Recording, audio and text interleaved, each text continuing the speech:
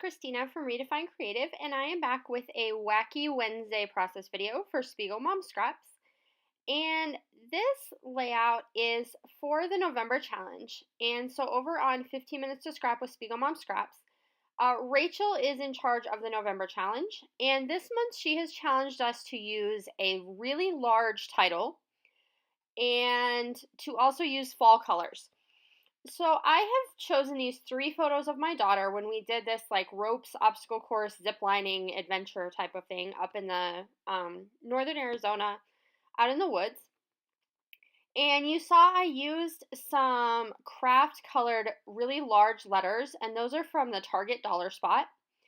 And all I did was take some embroidery thread and punch some holes around the outside of each letter, and then I went ahead and added some dark green stitching.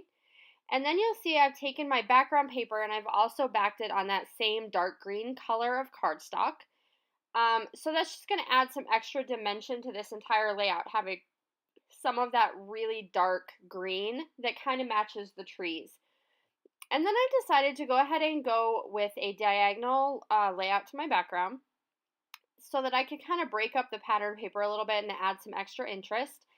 And then I took some of that cork tape that just has the scallops and I put that down through the middle of the layout. And then I went ahead and added that white cardstock on the upper right hand side.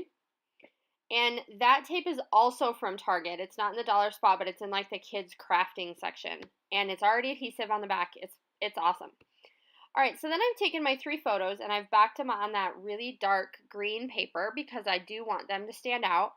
The photos that I'm using today are really dark overall, so adding that white piece of cardstock and having a real light green, minty color background really allows those photos to pop up off the page, especially in person.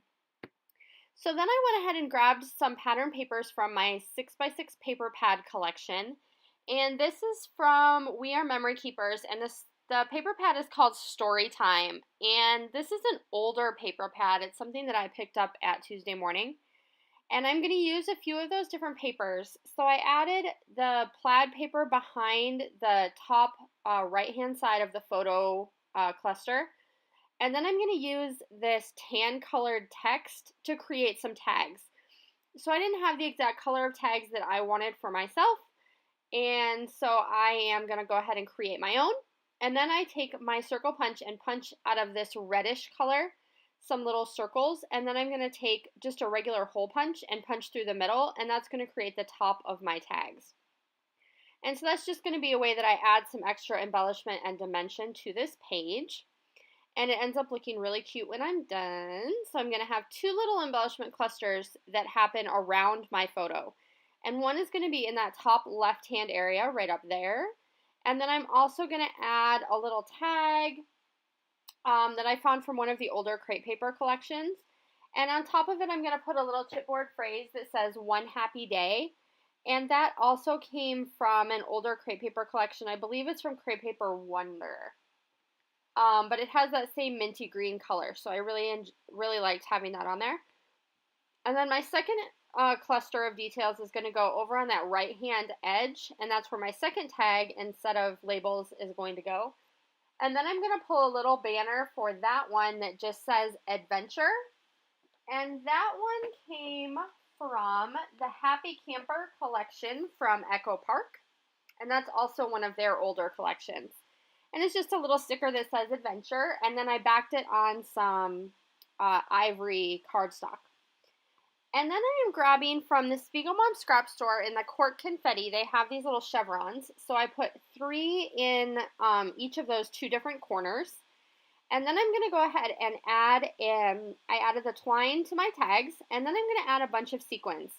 And the main sequins I wanted to use for the fall feel of this layout were Mocha Mint Dream, which is absolutely my favorite sequin mix. I have used it so many times on so many different types of layouts, and I love it. If you're only going to buy one, definitely look at that one because it's awesome. And then what I did was to bring in those little red details that I had added in my tags is I went and pulled out the new Christmas collection sequins mix called Holly Berries, and I pulled out just a few of the darker red sequins, and I'm going to add those to each one of my clusters, and that's going to do it for this layout. So I really hope you enjoyed my take on Rachel's challenge to use a really big title along with some fall colors. And that's going to do it for today. I can't wait to see what you create with really large titles this month, and I'll see you again with another process video soon. Bye!